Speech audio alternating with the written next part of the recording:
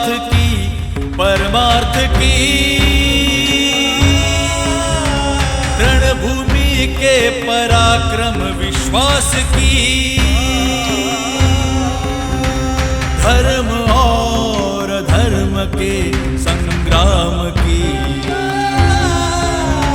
सत्य और असत्य के झंझावत की,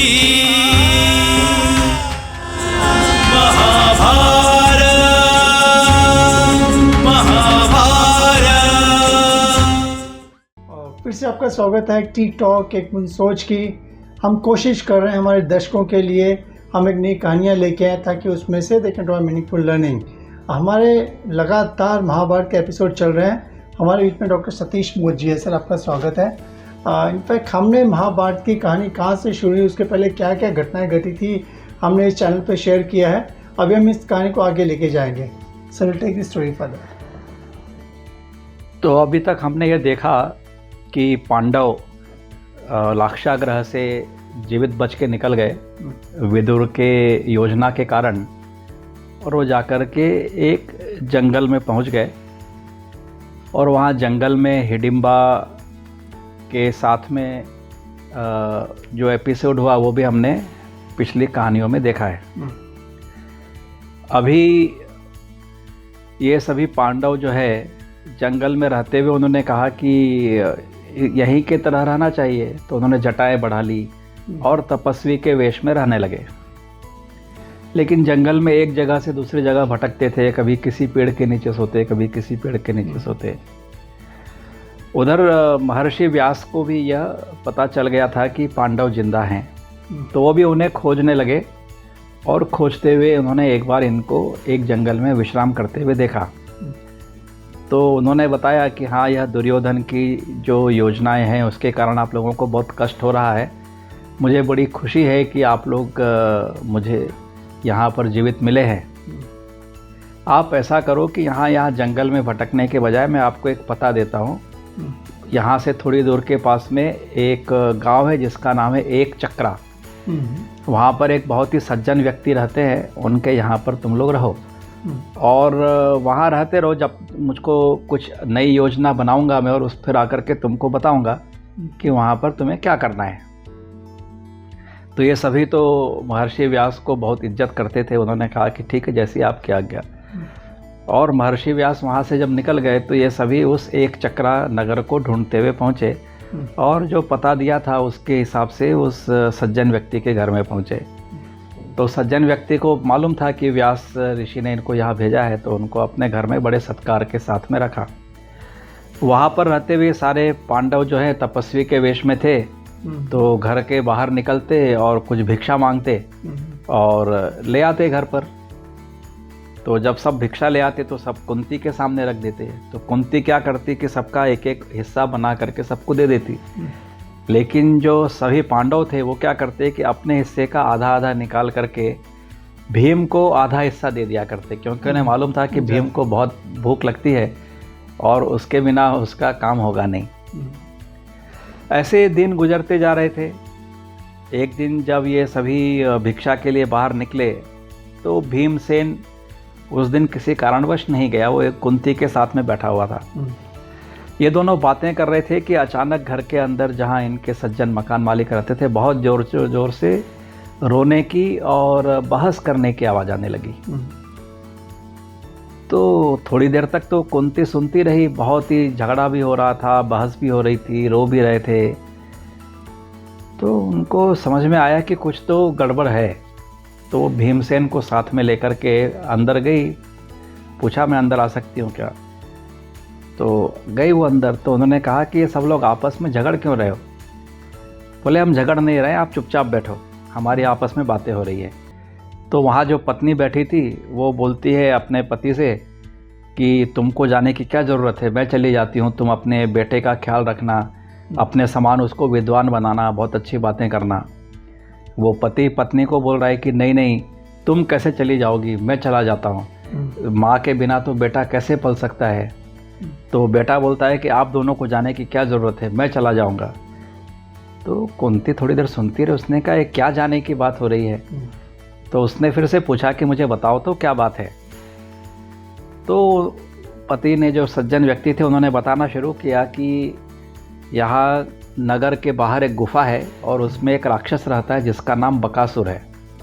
वो कभी भी नगर में आता था और कई लोगों को मार करके चला जाया करता था। तो यहाँ की जो काउंसिल है, उन्होंने उससे बात की और ये कहा कि तुमको जो भोजन लगता है रोज़, वो हम तुम्हारे यहाँ भेज दिया करेंगे और एक आदमी भी तुम्हारे लिए भेज दिया करेंगे, उसको भी तुम खा लेना। रोज़ पूरे शहर में आकर के इसको बर्बाद क्यों करते हो? तो ऐसा एक एग्रीमेंट उस बकासुर के साथ में है। और आज जो है वो हमारे घर का नंबर है। आज हमारे घर के किसी व्यक्ति को भोजन लेकर के जाना है, तो जो भी जाएगा उसको तो बकासुर खा जाएगा। तो हम ये चाहते हैं कि ये न जाए, मैं चला जाऊं, इसके लिए हम लोग बहस कर रहे हैं। तो कुंती ने बहुत देर सोचने के बाद में बोला, हम आपके यहाँ पर अतिथि के तौर पर आए हैं, हमारा भी कुछ कर्तव्य बनता है आपको लिए कुछ करने के लिए। तो ऐसा करो कि आप तीनों मत जाओ, आपके बदले में मैं अपने पुत्र को भेज देती हूँ। भीमसेन वहाँ खड़ा था, उसको बोला क्यों भीम जाने को तैयार होना? तो भीम तो इन सब बातों के लिए हमेशा ही तैयार। उसने कहा जरूर जरूर माँ, आप जैसा कहेंगे वैसा हम करेंगे।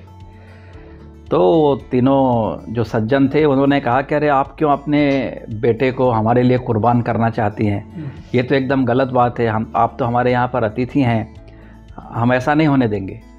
तो कुंती ने कहा कि आप चिंता मत करो, मेरा बेटा जाएगा, वो उसकी ठीक से देखभाल कर देगा, लेकिन इतना है कि आप सबको बताना नहीं कि हम लोग कौन हैं। उन्होंने कहा ठीक है, यदि आपको इतना विश्वास है अपने बेटे के ऊपर तो जाने दो।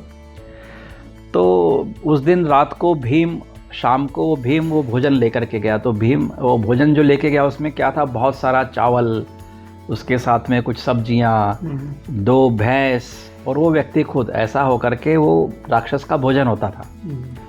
तो भीम ये सब लेकर के उस गुफा के सामने पहुंचा और राक्षस को आवाज़ दी कि मैं भोजन ले आया हूं, और उसके बाद में बैठ करके वो खुद ही भोजन करने लगा।